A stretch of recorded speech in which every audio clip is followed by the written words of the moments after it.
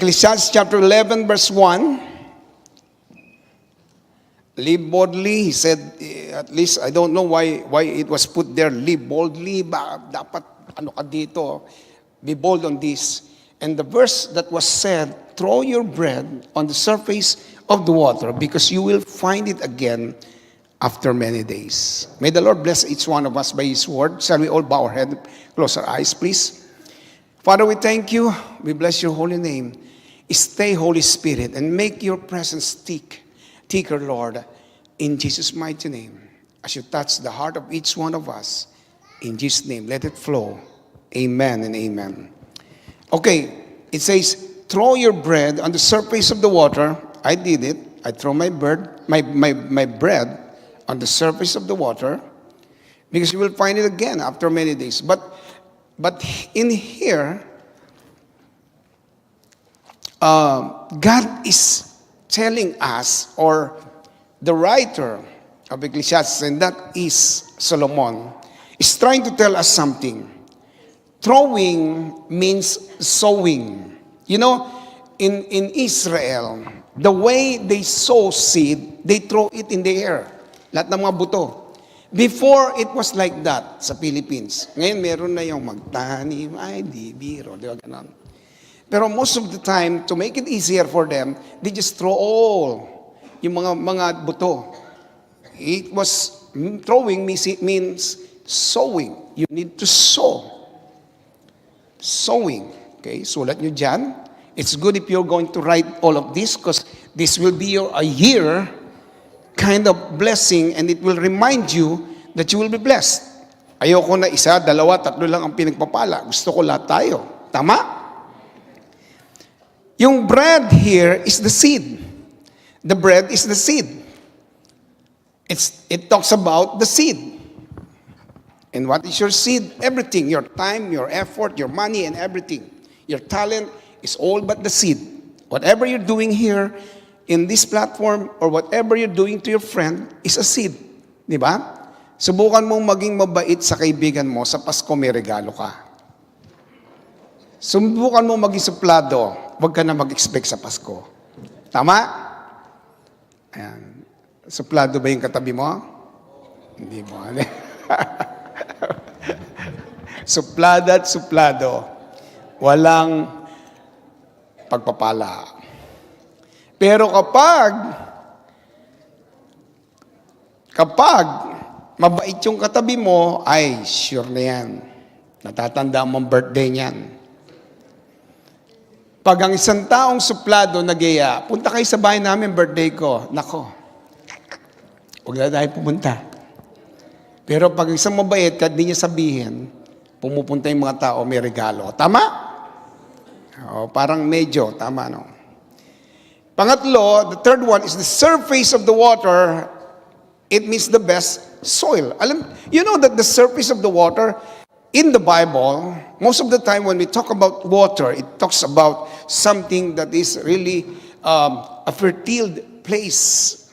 Sabi nga doon sa Psalm chapter 1, binanggit doon, and you will be likened unto the tree, I think verse 4, that is planted in the rivers of water. Puno na nasa tabi ng ilog. You see that? It means that the surface of the water talks about best soil. It's hard to put a plant sa isang taniman that is dried soil. You need to put it in a wet soil. At nako, ganyan. There was a time that I've done it many times. There was a time that I planted papaya. Alam niyo ba yung papaya? Hindi yun sabon, ha? Papaya, kinakain nyo. So, we were living in one of our friend in their house kasi ba't nga ba tayo tumira doon? Wala tayong batirhan? Kila Brother Ernie, Pastor Ernie, wala tayong matirhan. O, wala kang matirhan. Nakitira muna kami. That's our life before. So what I did, I take papaya seeds and then pinalaki kong konti. And then I put it surrounded doon sa kanyang mga lupa. So nakakita na kami ng bahay. Yes, may titira na kami. Saan tayo tumira noon? Hindi mo na matandaan. Tagal na kasi. Paglipas ang panahon, dumating si Brother Ernie. Wow, laking papaya, pastor. Isa lang yan. That's one of the fruit na inilagay mo. Kasi yung kanyang bahay, may konting kanal ng, pag sinabing kanal, na may tubig. Yung kanal na malinis. Kaya magandang taniman. That's what I'm thinking during that time. So we see now the three things. Throw is sowing, bread is seed, the surface of the water is the best soil. Now, after many days, sabi niya, you will find it there after many days. It means the timing or in times of need. Sabi, you go back again after many days, it's still there. But it's not talking about the bread itself. It's talking about what you sow. In God's perfect time, you will reap. At the moment you are in need, blessings will come. Biglang darating yung pagpapala, nagugulat ka. And you couldn't imagine, whoa, grabe ha. Tapos the Lord will remind you because you sow seed. So, grabe. Yun ang ginagawa ng Diyos. Now, the nature of harvest, we can find it in chapter 11, verse 3. 2 ba yung nakalagay? Yeah, 2. The nature of harvest. Hindi pa pala. Basahin lang muna natin itong verse na to. If the clouds, ito ngayon, no? Tinan niyo ang ginawa ng Lord na talinhaga. It came from from the wisdom of Solomon. Basahin nga natin yan, 1, 2, 3, go.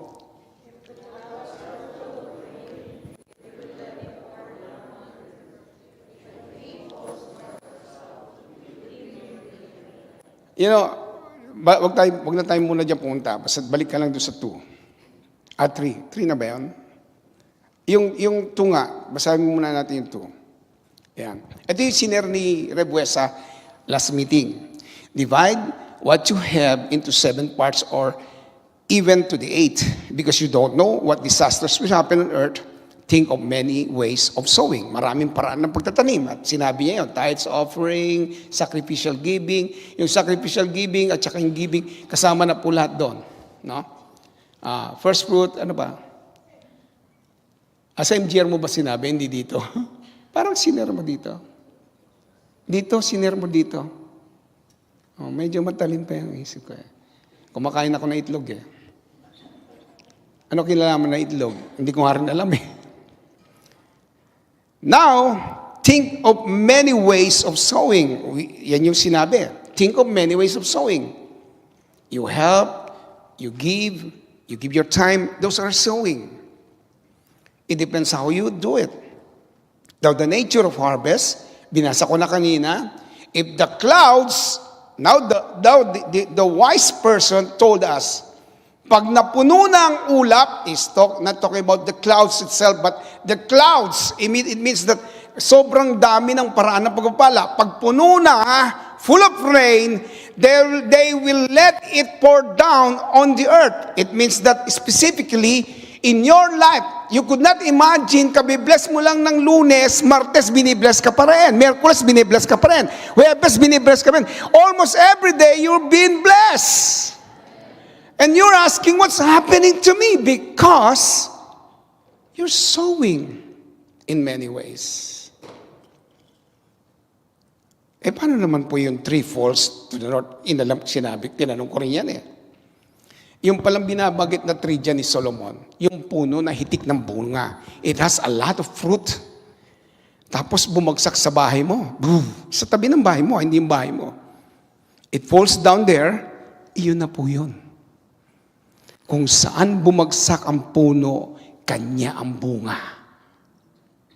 Kanino gustong bumagsak yon? Kukunti lang may gusto. Kanino gustong bumagsak? I want that, Lord. It's mine. Akin yan, Lord. Ayan na.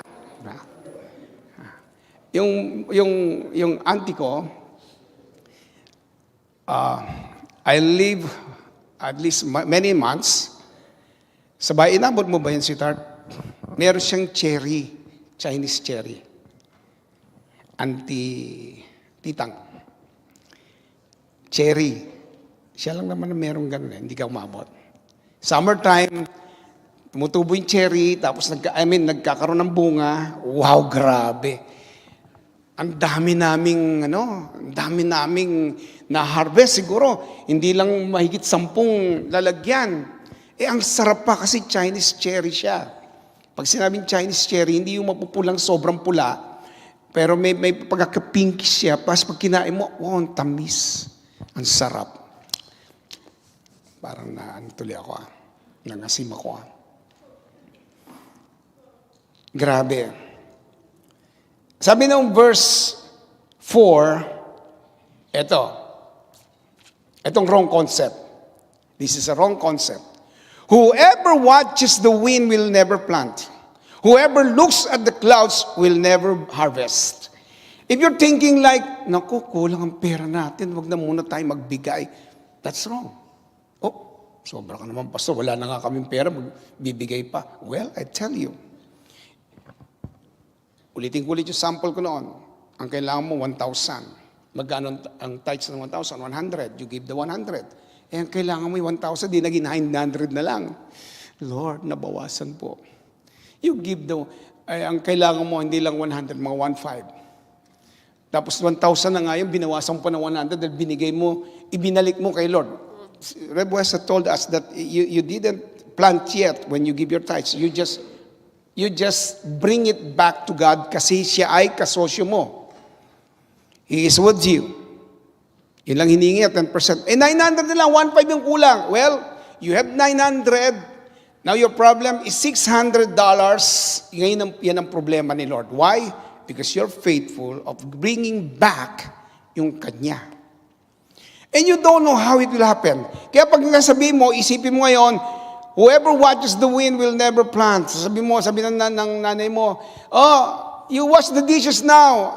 Nay, it's cold. It's -50. Anong kinalaman ng -50 sa labas where you're going to wash the dishes inside your house?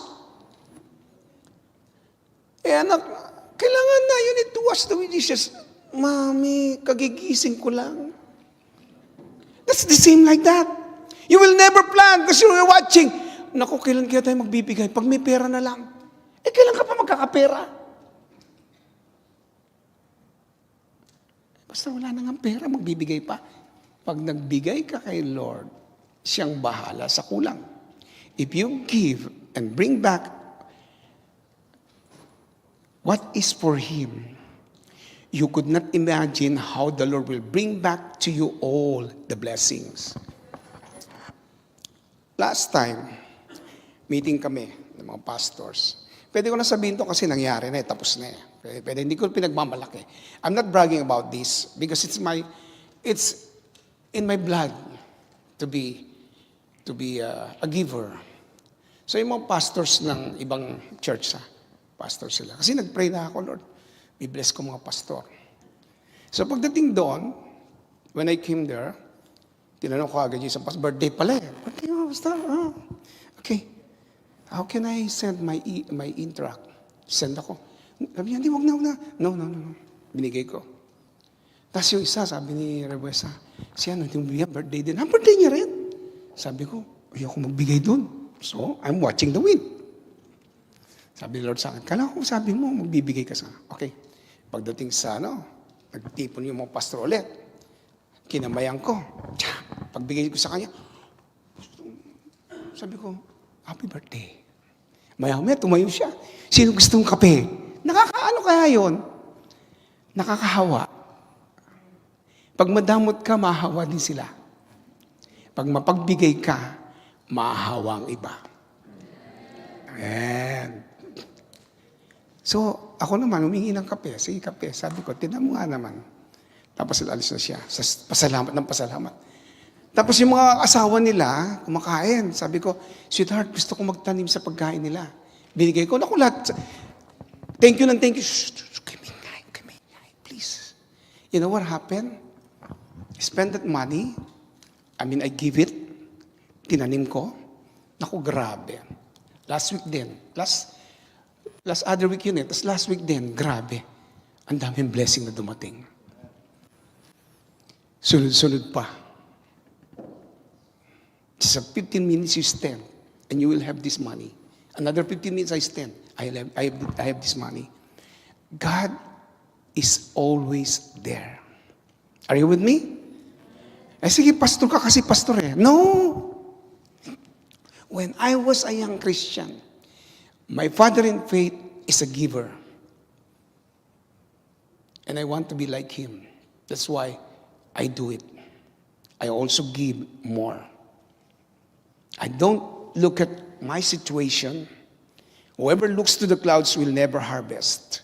I don't like to look at what's the situation of my life and what's the situation of my family. I just look for the opportunity where I can sow.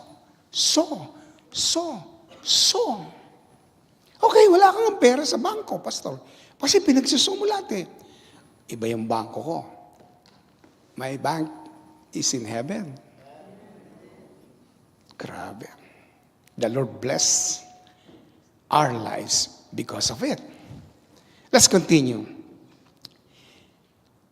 Verse 18, in King James Version, and you shall remember the Lord your God, for it is He who gives you power. Deuteronomy 8:18. Tinan niyo to. Would you please read it loud? 1, 2, 3, go.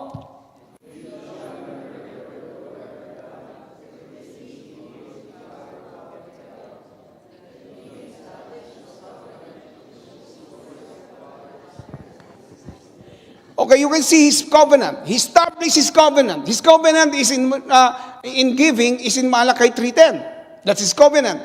Bring your tithes and give your offering, and I will not throw. I will throw open the windows for you. He said that. That's His covenant. It's a covenant. I tell you, because our forefathers, they use it as a covenant. When Abraham met Melchizedek, I'm going to repeat this again. I told you about this story. He said to Melchizedek, I give all my 10 portion. Out of his heart, it was open. And he saw Melchizedek and became a covenant with Melchizedek. And Abraham was so rich, according to Genesis, so much rich than anyone else. And then also Jacob, when he was lying at the stone, when he woke up, he said, Lord, I give you my tent. All our forefathers, it was their promises. But when the time comes, God made it a covenant. Because He have done it before in the life of Adam and Eve. Oh, nasan doon, pastor? Out of these trees, you can eat whatever you want except this one because that's your tithes. May ganun bang nakasulat? No. Don't touch this one. When Joshua went and fight, the first fight that they fought, they won. And the Lord told him, everything that you will get from there, you will offer it to me. And here comes, who's that guy? Achan. He gets some. And because of that, everyone was destroyed. Everything. They fight Ai that is so small place, but they could not fight it. And then until God said, some of you robbed me. And that is the family of Achan. Nahawa pa pati pamilya. You see, that covenant, you cannot covenant anymore. Why am I saying this? I got a pastor before who lives in Quezon. And I'm asking him, why are you not tithing? I can see it. Nakikita ko dito, you're not tithing. Pastor, please, hindi ako nagtitithe kasi I didn't tithe because I talked to God. Lord, I will not give my tithe. I need it. So I told him, you cannot covenant the covenant. It is already a covenant. You cannot change it. You know what happened? Yung anak niya muntik na mabulag. Yung sasakyan na somebody gave him a car, bumangga. Why? In verse 11, it said, He will what? Stop They devour. Devour. Meron palang kumakain ng blessing natin. Nagugulat ka kasi sweldo mo palang nawala agad. Because yet you are not giving your partner what is his. God became our partner when we tithe with Him. He's just asking for only 10th. Kaya mabuti ha? Humingi siya ng 10th. Wala naman sinner si Lord ha? Meron. Sinabi na ni Rev Wes yan. Hangin, kanya yan. Eh kung pinahinto niya yung hangin sa'yo, hindi ka na makahinga. Meron akong kwento dyan eh. Pasensya na kayo, kwento ko na ito ha. Hindi ko naman kayo tinatakot. Hindi naman kayo takot, no? Amen? Meron kaming kasama sa church noon. Ang asawa niya, galit na galit. Sabi sa kanya, I will not allow you to hold our money anymore because you're giving it to the church. And she said, I'm just giving 10 to the Lord because that is His money. No! Sa church yun! Ganun siya ng ganun. Sabi ko, naintindihan ka namin ate, huwag kang mag-alala. Hindi pala ate nanay. Alam niyo nangyari? Pag namamalengke na lang siya, doon siya nagbabawas. So nakita ko lumiit yung kanyang binibigay. Sabi ko, nanay, okay lang yan, walang problema. Kasi yun lang yung pinapahawak sa akin pera. That's the only money that I got. I went to the market, but before I go there, inaalis ko na kaagad yung para kay Lord. Yan na. Sabi ko, isang araw magta-tithes ka rin. Don't worry.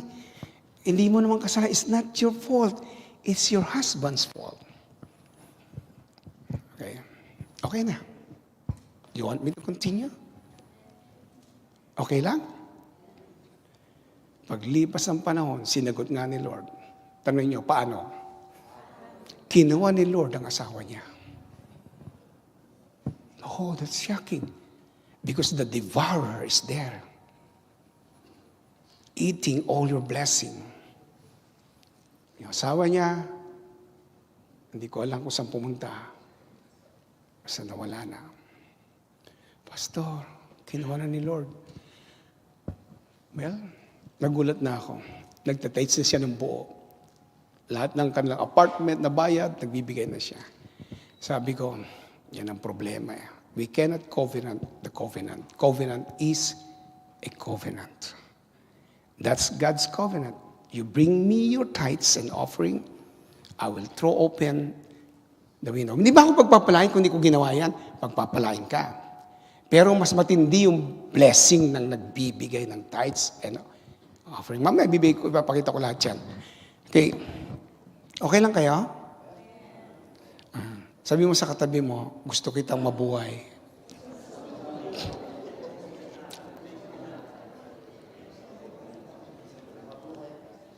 So it is God who gave us the power to get wealth. It is He Himself that He will give us the power to get wealth. Don't listen to this. Don't listen to this thing. Sasabihin sa'yo, hoy, yayaman ka dito. Sige na, magbigay ka. Mag-invest ka dito sa ganito. Don't listen to that. Ang pagpapala ng Diyos ibibigay sa iyo at sa paraan na gusto niya. Amen? Amen? Okay. He will give you the power to get wealth. He established His covenant which He swore to your father as it is this day. Hanggang ngayon, sabi niya ganyan. Now, look at this. Generosity brings spiritual wealth and abundant blessings in no time. It means that anytime it comes. Yan, alala nyo, pagmunta kayo sa bahay, doon sa baba, hindi ba? Yung pala yung first floor. May TV doon, Sony. Maganda hanggang ngayon. Pero ilang years na yun, sweetheart? May 10 na ba? 10, more than 10 years. Bigay lang po yun. Alam niyo, sino nagbigay? Eh di Sony. Bigay ni Sony. Una, binigay niya maliit. Sabi ko, maliit. Balik ko.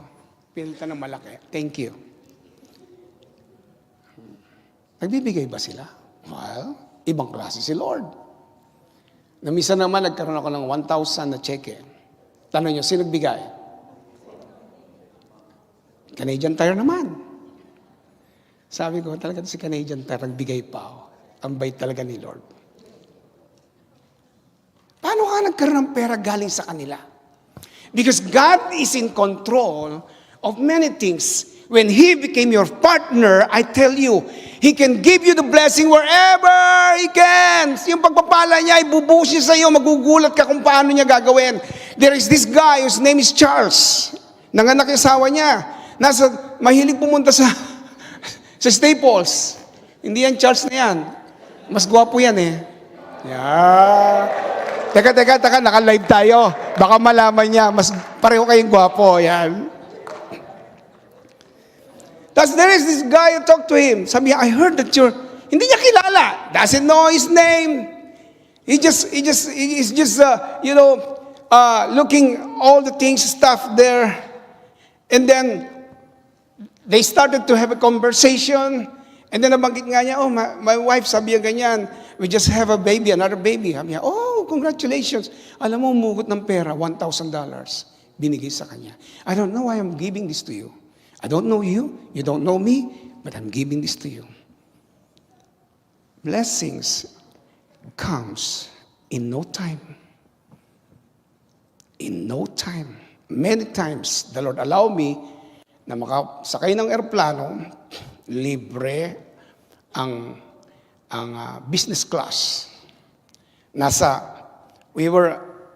Kasama yata kita sa di ba? Nasa na nga kami. Anong tawag doon? Yung mura, economy. Pinatayo kami. Nilipat pa kami sa business class. Sabi nung mga kasama namin, sama naman kami. Pwede ba isama? Pwede. Sumama naman sila, nasa likod namin. But when they're giving us the food, yung food namin, business class, yung food nila, hindi.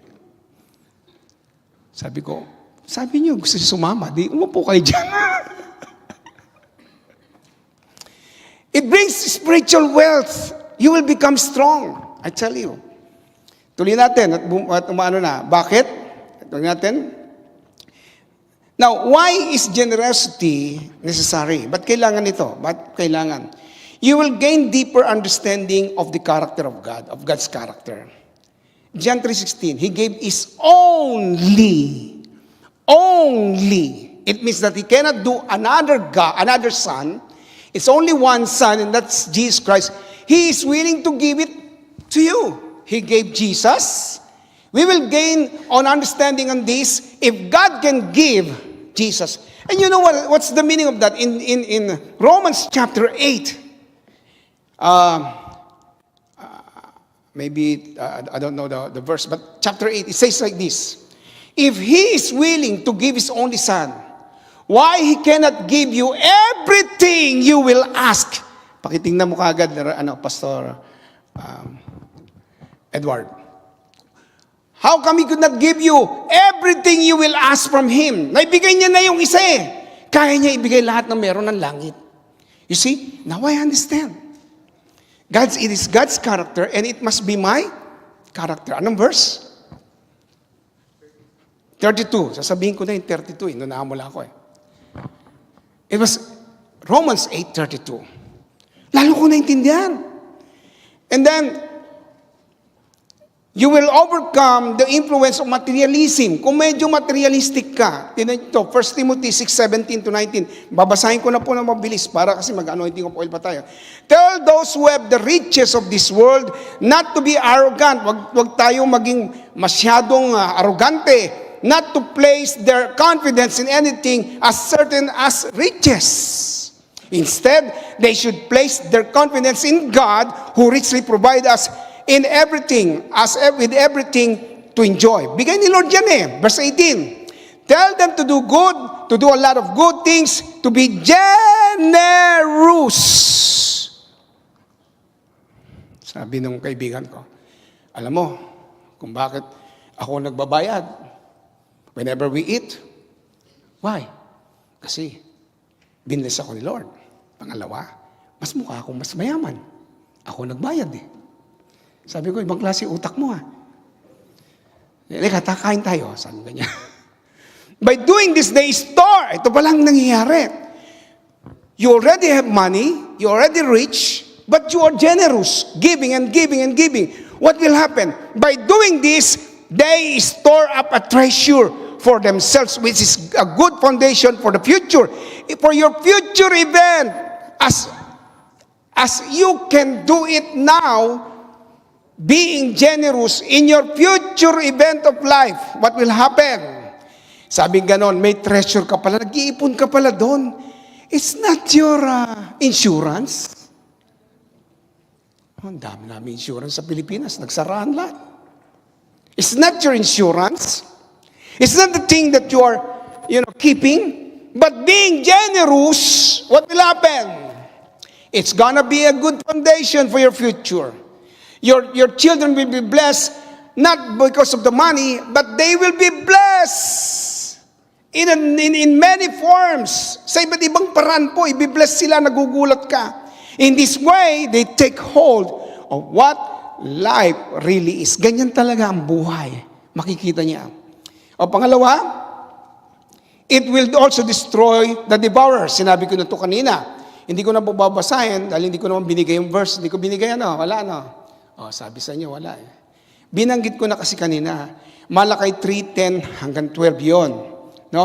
Ang sabi dito ng verse 11, for your sake, I will stop the devourer from eating your crops. Hindi na mawawala ang blessing mo. May blessing ka na, dadami pa. Pinahinto ng Lord yan.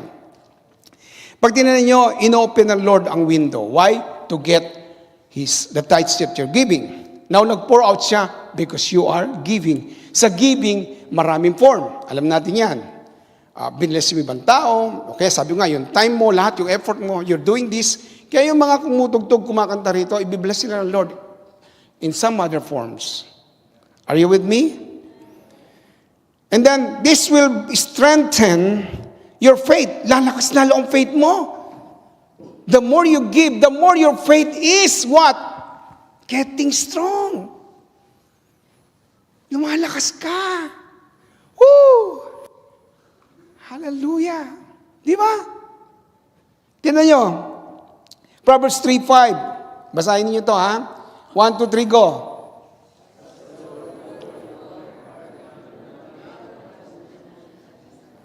And then, let's go to verse 9.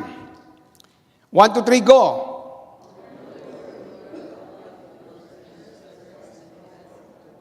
Nakita niyo yan?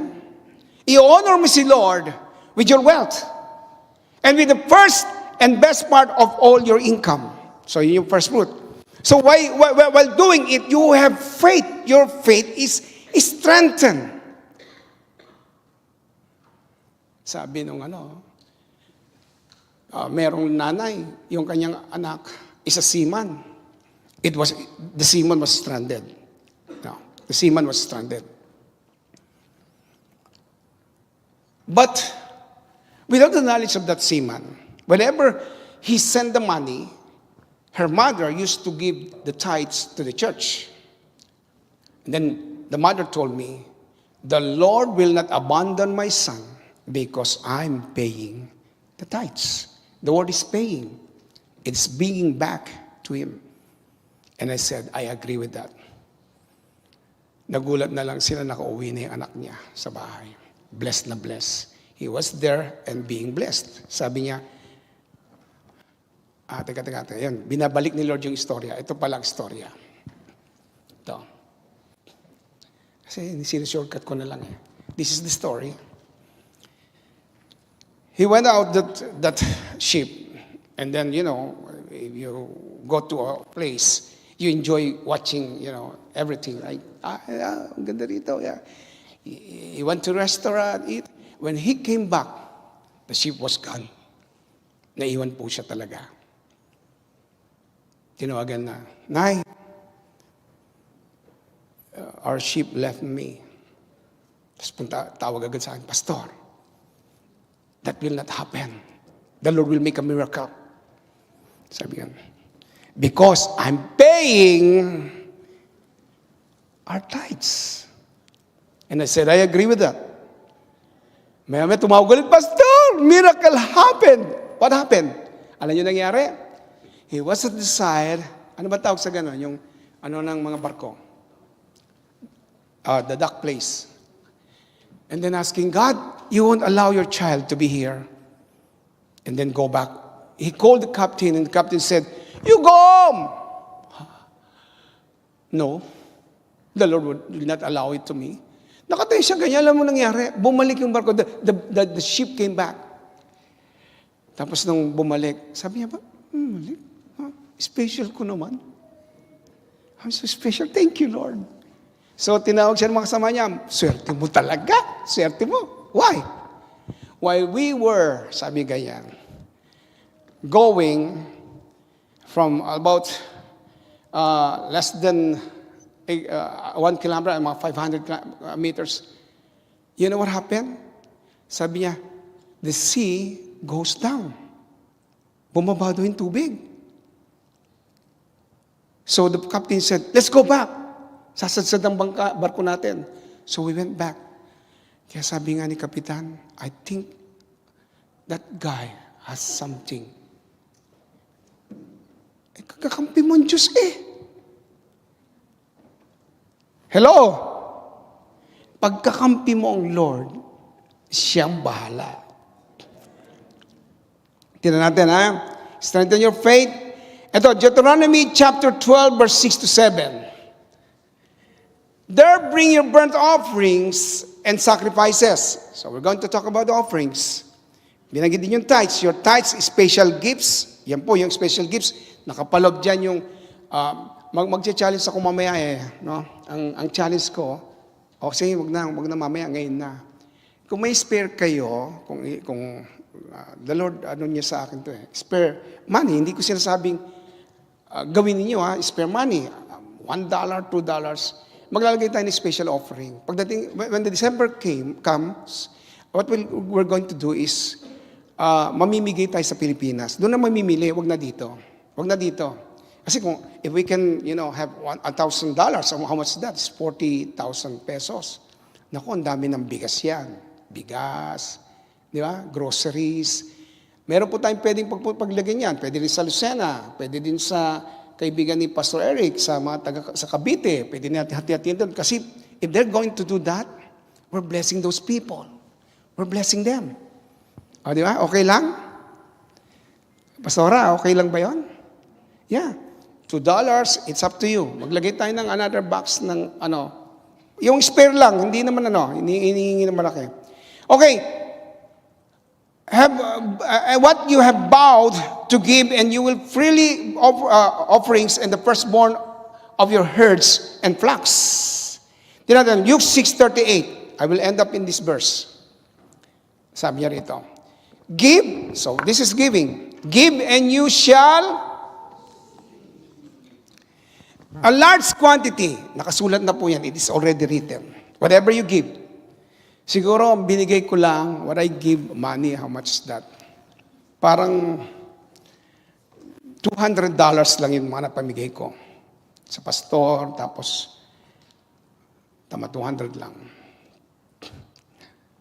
Pero ang binalik ng Lord is 450. Imagine that. Kasi God said, a large quantity, when He give you back, it's gonna be a large quantity. More than what you gave. Are you with me? Press together, siksik pa. Siksik. Ano bang tinapay yun? Mamon. Pag ginanya mo, lumiit. Ang liit lang pala nun. You know the mamon? Any one of you knows the mamon? Ang liit lang. Pero yung isa, ano bang pagkain sa Lucena yun? Sa Quezon?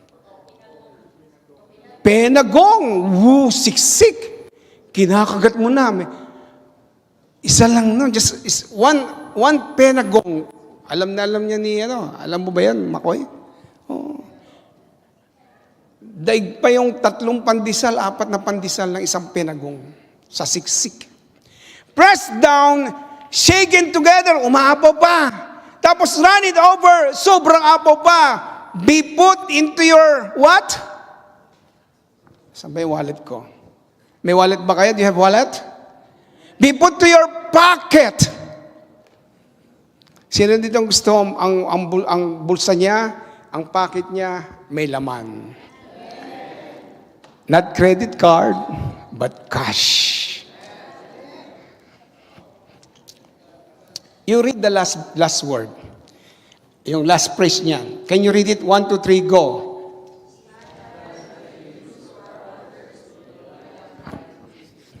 Sa ibang translation, the amount you give will be given to you. That will be the standard. Nagbigay ka ng $20 and you're expecting, Lord, thank you for the 1,000. Hey, wake up. Why are you asking for 1,000? It's only $20.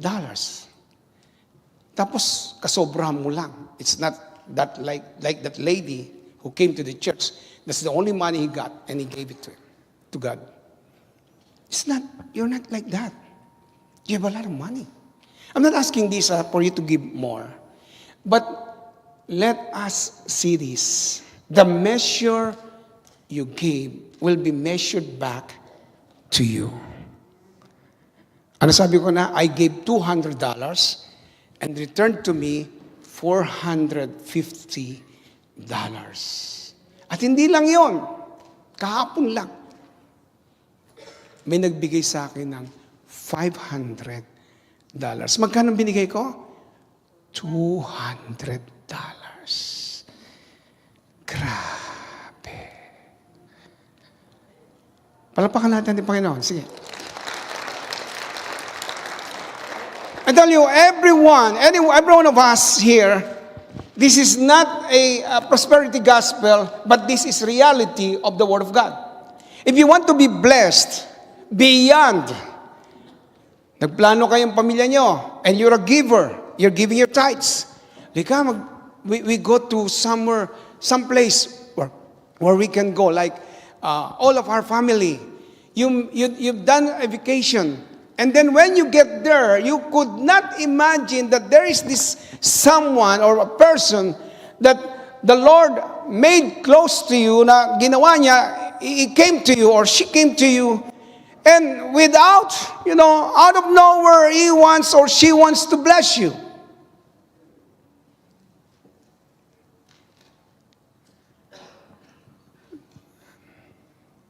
Why?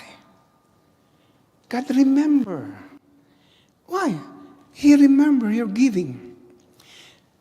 A lot of instances in the Bible that Jesus looked at the giving of the people.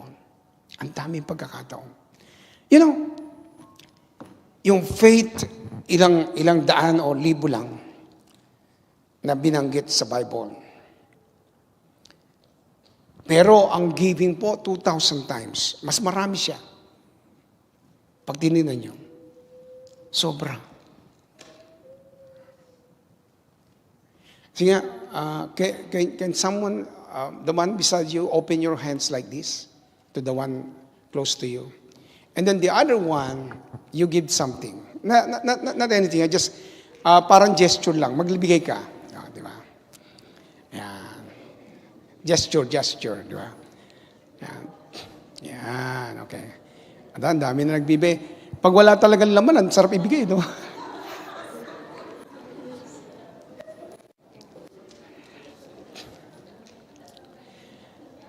O, di ba ang saya?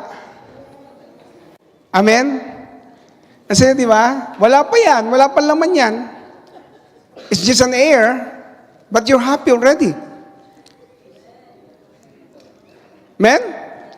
What if may laman? Ay, di lalo ka masaya. Oh. Palampakan natin ang Panginoon.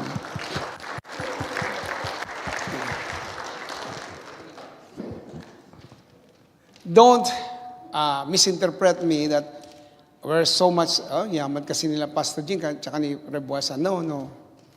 We're all the same. Last few weeks ago, binigay ni Rebuesa yung Sweetheart, ito yung mga babayaran mo, ito yung kinita mo. Mas malaki yung babayaran.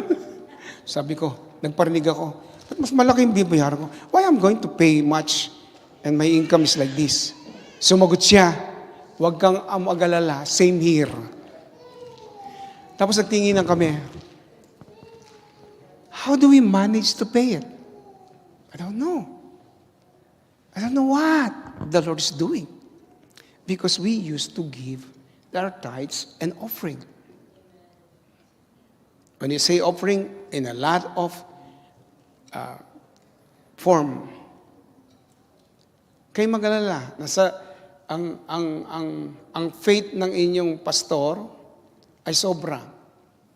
She's looking forward that you're going to have your own church building. Kaya sinabi niya, mag-ipon tayo ngayon ng pang-down. Next month, bibili na ang Regina ng building nila. Kasunod na tayo! You know, Rev Sunny and his wife, they are all giver. Kakatuwa sila. Whenever I go there, they are all giver. Hallelujah. Let me give you the final word on this. Final word. Generosity makes for a wonderful story. You want a lot of wonderful story? Be generous. The more you give, the more wonderful story of your life. Yan. Kita nyo naman, itong pastor na ito, napaka-giver. Binilikan siya ni Lord, binigay siya ng magandang asawa. Sino yan? Shaina? Shaira. But then, hindi ko makabisado yan. You will see when she, as he is here, right?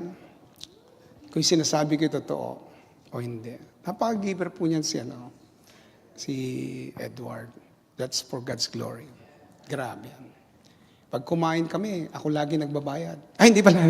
Hindi, siya nagbabayad.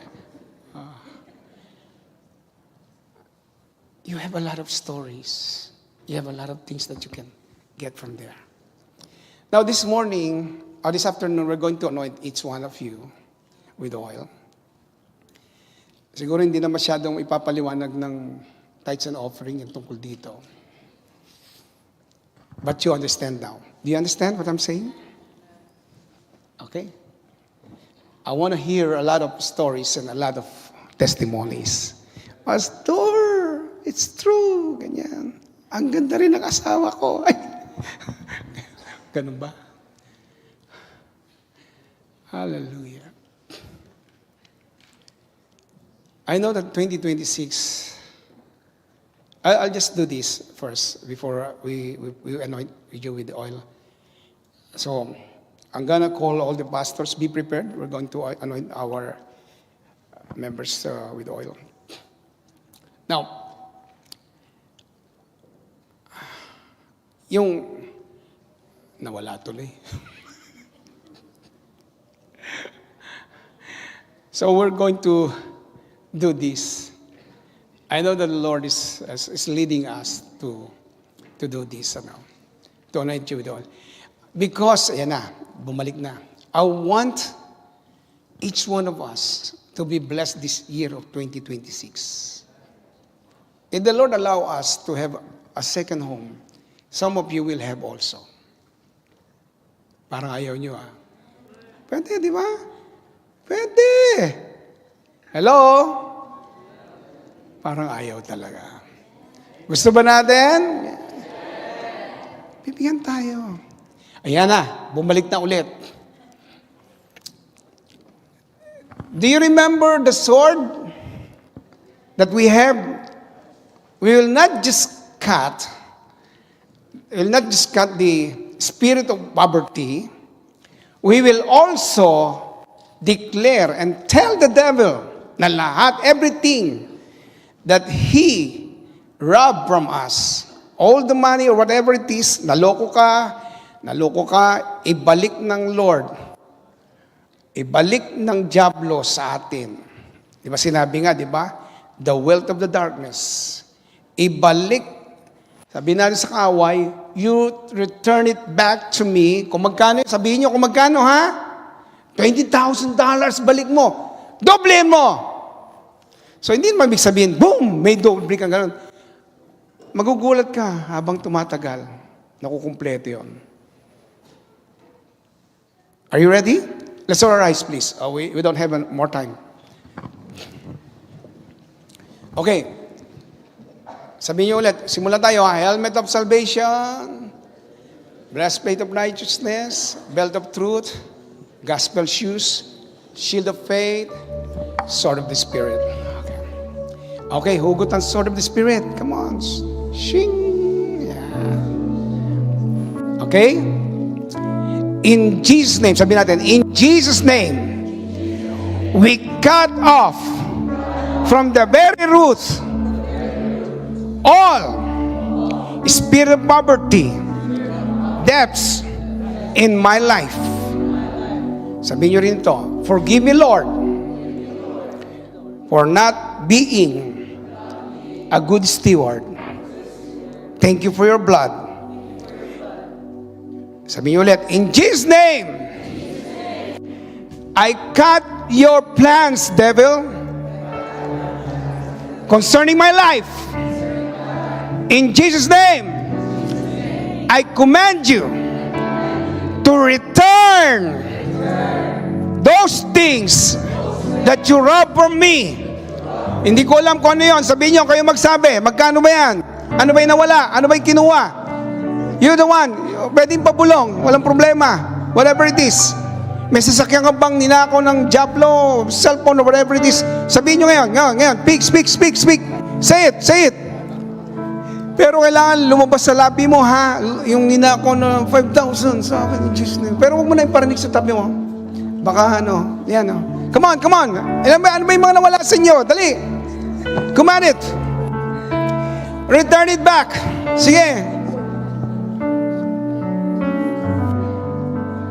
Oh, glory be to God. Now lift up your hands to God. I seal it all, Father. This 2026, may pagbabalik na maraming blessings sa JA1 Winnipeg at JA1 sa lahat ng mga taong nanonood online. May pagbabalik, there will be a returning of lot of blessings upon each one of them. Everything that the devil robbed on us will come back to us 10 folds in Jesus' name, 100 folds in Jesus' name. We command it right now in Jesus' mighty name. Amen and amen.